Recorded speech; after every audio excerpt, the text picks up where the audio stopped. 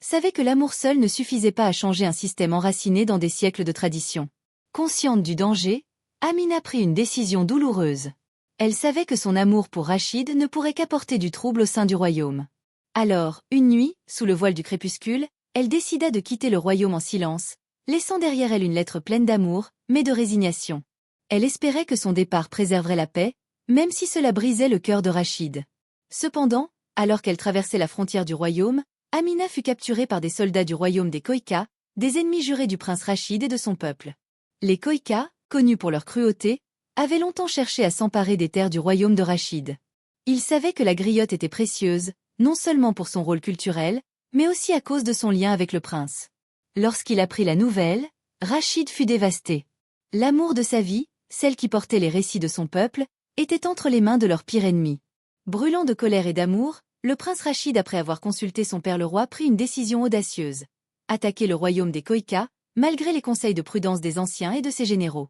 Son esprit était fixé sur une seule chose: sauver Amina, la femme qui avait enchanté son cœur et son âme. Il rassembla ses guerriers les plus fidèles, une troupe réduite mais redoutable. Chacun d'entre eux savait que cette mission ne concernait pas seulement une guerre entre royaumes, mais un combat pour l'honneur du prince et de sa bien-aimée. Rachid avait élaboré un plan secret, usant de stratégies qu'il avait apprises lors de ses nombreuses batailles.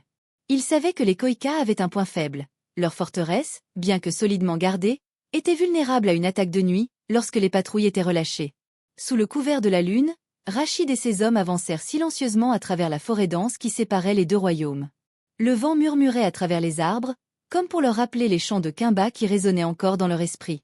Le prince, malgré sa fureur, sentait une angoisse profonde le ronger. Et si elle était blessée? Et si elle avait déjà succombé à la cruauté des Tkora? La nuit s'étendait en un voile noir alors que la petite troupe approchait des murs de la forteresse. Le plan de Rachid était audacieux: une infiltration rapide, un coup d'éclat pour semer la confusion, puis un assaut pour libérer Amina. Chaque guerrier connaissait son rôle. Le moment venu, ils grimpèrent les murs avec une agilité silencieuse, neutralisant les sentinelles une à une. À l'intérieur de la forteresse, le cœur de Rachid battait furieusement.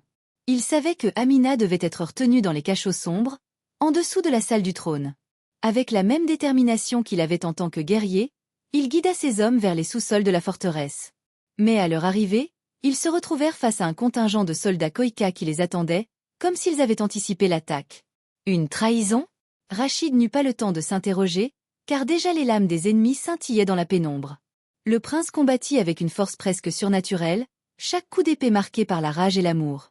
Ses guerriers étaient tout aussi déterminés, mais les Khoïkas étaient nombreux. Au milieu de la bataille, un cri perça l'air. C'était Amina. Rachid se tourna et aperçut la jeune griotte, ligotée et retenue dans un coin sombre. Son visage, bien que marqué par la fatigue, brillait toujours de cette force intérieure qui l'avait autrefois séduite. L'amour et le désespoir donnèrent à Rachid la force d'abattre ses adversaires et de se frayer un chemin jusqu'à elle. Il s'agenouilla devant elle, coupant les liens qui l'entravaient. « Je t'avais promis de ne jamais t'abandonner », murmura-t-il en la serrant dans ses bras. Amina, les yeux remplis de larmes, répondit doucement: « Je savais que tu viendrais. » Mais alors qu'il se relevait pour fuir, une voix froide résonna dans l'obscurité. Le roi des Khoïkas, Kyle, un homme imposant et cruel, fit son apparition, entouré de ses plus féroces guerriers. « Alors, c'est donc toi, le prince amoureux d'une griotte ?»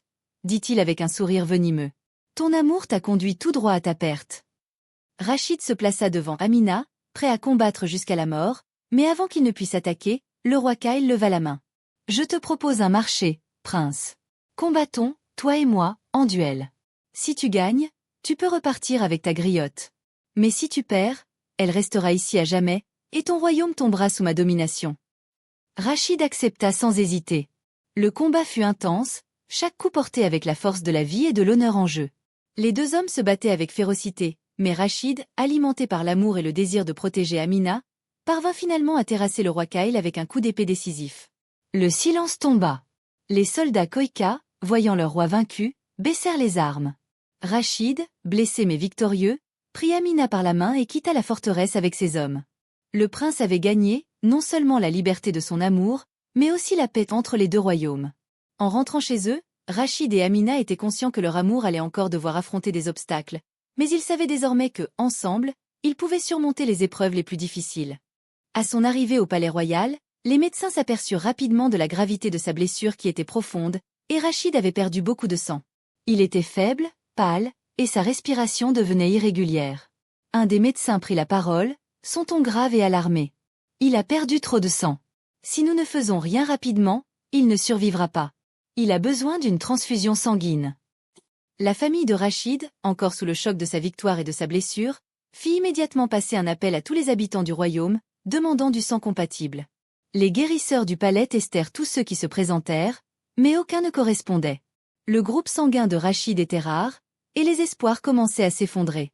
Soudain, Amina s'avança sans hésiter. « Je donnerai mon sang », dit-elle d'une voix calme mais résolue. Les soldats la regardèrent, stupéfaits. Une griotte, non seulement amoureuse du prince, mais prête à lui offrir une partie d'elle-même, dans un geste d'amour ultime. Le guérisseur hésita, mais il savait que le temps pressait. Le sang de Amina, bien que risqué, était la seule chance pour Rachid. « Es-tu certaine ?» demanda le guérisseur. « Si le sang ne correspond pas, cela pourrait être dangereux, pour lui comme pour toi. » Amina hocha la tête avec détermination. « Il est tout pour moi. S'il doit partir, je partirai avec lui. Mais je ne peux pas le laisser mourir sans avoir tout tenté. » Sans plus de discussion, le guérisseur commença la procédure. Elle s'installa pour la transfusion et observa attentivement Rachid, allongé, inconscient. Pendant que le sang circulait, elle priait silencieusement pour son rétablissement. La fatigue commençait à se faire sentir dans son corps, mais elle n'avait qu'une pensée, sauver l'homme qu'elle aimait. La famille de Rachid, autrefois réticente à accepter Amina, se retrouva dans une situation où leur vie et leur espoir reposaient entièrement sur elle. La mère de Rachid, dans un geste d'humilité, s'approcha d'Amina et lui dit, les larmes aux yeux, « S'il te plaît, sauve mon fils. » La nuit avançait lentement, et les guerriers, silencieux, veillaient sur leur prince. Le guérisseur observait chaque signe, espérant que le corps de Rachid accepterait ce précieux don de vie. Après un moment qui sembla une éternité, le souffle du prince commença à se stabiliser. Sa respiration, auparavant haletante et fragile, devint plus régulière. Finalement, après ce qui sembla être une éternité, Rachid ouvrit les yeux. Il était faible, mais vivant. Lorsqu'il aperçut Amina à ses côtés, son cœur se réchauffa. Il prit sa main et, d'une voix faible, murmura « Tu m'as sauvé la vie, Amina. Et tu es restée avec moi » murmura-t-il faiblement. « Toujours » répondit-elle, ses yeux brumeux mais remplis d'amour. Le prince était sauvé, grâce au sacrifice et à l'amour indéfectible de la jeune griotte. Leur union, autrefois considérée comme impossible, était maintenant marquée par ce lien de sang, plus fort que les traditions et les lois du royaume. Amina, les yeux remplis de larmes, sourit doucement. « Je n'aurais jamais pu te laisser partir. Notre histoire n'est pas encore terminée. » La famille de Rachid, reconnaissante pour le sacrifice de Amina, commença à la voir sous un nouveau jour. Sa mère, qui avait autrefois été si farouchement opposée à leur union, réalisa qu'Amina était bien plus qu'une simple griotte. Elle était la force qui maintenait son fils en vie, et elle méritait tout le respect et l'honneur du royaume. Face à la bravoure et au sacrifice de Amina, le roi, père de Rachid, ne put rester indifférent. Il comprit que ce qui unissait son fils à la griotte était bien plus puissant que les traditions. Une assemblée royale fut convoquée, où les anciens, les conseillers et les nobles débattirent de l'avenir du royaume. Mais face à la volonté inébranlable de Rachid et à l'admiration que le peuple portait à Amina après son acte de bravoure, il devint évident que leur union ne pouvait être rejetée. Ainsi, sous les acclamations du peuple et la bénédiction du roi, Rachid et Amina célébrèrent leur mariage. Ce fut une cérémonie grandiose, digne des plus grandes histoires d'amour. Les tambours résonnaient dans tout le royaume, les chants des griots et les danses des villageois remplissaient les rues. Les rivières semblaient plus claires, les arbres plus verdoyants, et les montagnes résonnaient des rires et des chants de fête. Le mariage ne symbolisait pas seulement l'union de deux cœurs, mais aussi l'espoir d'un royaume prêt à évoluer vers une ère nouvelle, où l'amour pouvait triompher des lois et des castes. Après leur union, la paix fut durable entre le royaume Tamala de Rachid et celui des Khoïka, scellée par l'héroïsme du prince et de la griotte.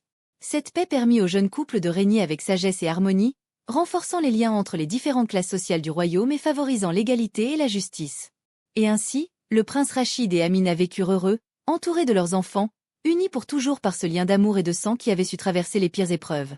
Leur histoire, immortalisée par les chants des griots, continue encore aujourd'hui d'éclairer les cœurs, rappelant que l'amour véritable peut surmonter toutes les barrières, même celles que l'on croyait infranchissables.